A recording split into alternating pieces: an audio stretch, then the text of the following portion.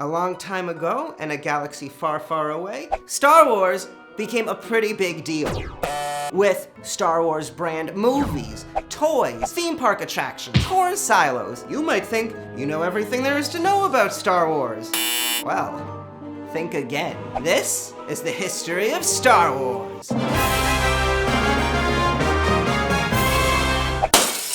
The first Star Wars, or as the die-hard fans call it, the Star Wars, came out in 1977. And that's when audiences first fell head over heels for such memorable characters as Luke Skywalker, Ron Solo, Beth, Magic Jackson, Bobby Ken Babooby, Shiny Man, and Robot Face.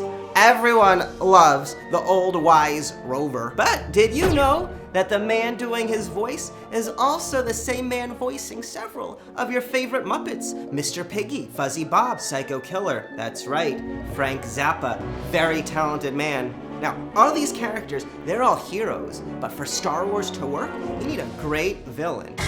Enter the darkness of the Halo. A little known fact, in the original script, Death Head killed everyone at the end and then he blew his brains out. But the studios thought that was too dark.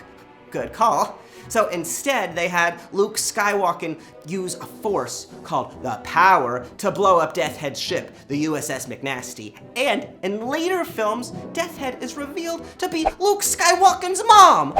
Luke, I am your mommy. And then, of course, there's the famous Power Blade.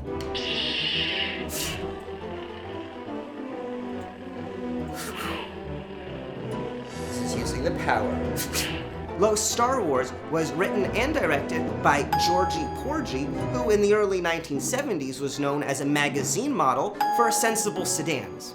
But he had written Star Wars in 1948 when he was only 4 years old. In the original script, Star Wars was supposed to be a parody of Spaceballs, but the studio thought that was confusing. Good call. I mean, first off, Spaceballs wasn't even made yet. Plus, writer-director Mel Brooks, he was still playing baseball for the New York Yankees. The original Star Wars inspired many sequels. The first trilogy included Star Wars, The Empire Strikes Back, and Return of the Joker. After that, they went back in time and made 3 prequels. Phantom Anthem, a musical, Attack of the Clowns, and Star Wars SVU.